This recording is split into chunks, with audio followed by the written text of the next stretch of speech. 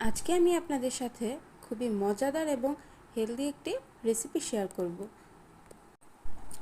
তার জন্য প্রথমে প্যানের মধ্যে নিয়ে নিচ্ছি পর্যাপ্ত পরিমাণ ঘি।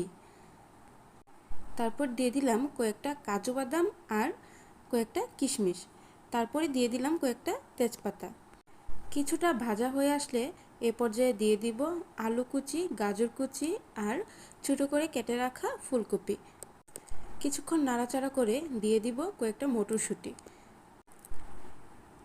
এ পর্যায়ে দিয়ে দিব 1 কাপ মতো টমেটো কুচি। আপনারা চাইলে আরও অন্যান্য কিছু সবজিও অ্যাড করতে পারেন। এখন আমি দিয়ে দিলাম 1 চা চামচ পরিমাণ গোলমরিচ গুঁড়া। সব কিছু দেওয়া হয়ে গেলে কিছুক্ষণ নাড়াচাড়া করে ভেজে নিব। তারপর দিয়ে দিব চিড়া। চিড়াগুলোকে আগে থেকেই ধুয়ে পানি ঝরিয়ে রেখেছিলাম। সব কিছু দেওয়া হয়ে গেলে খুব ভালোভাবে মিশিয়ে নিতে হবে।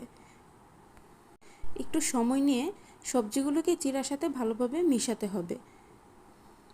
তারপর দিয়ে দিলাম কিছুটা ম্যাগি মশলা আর সামান্য পরিমাণ চিনি। চিনিটা খুব বেশি দেওয়ার প্রয়োজন নাই, স্বাদের ব্যালেন্সের জন্য কিছুটা দিলেই হবে।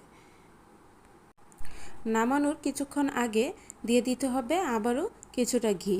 ঘিটা শেষ মুহূর্তে দিলে এর স্মেলটা খুব ভালোভাবে থাকে। বেশ, হয়ে গেল আমার চিড়ার পোলাও।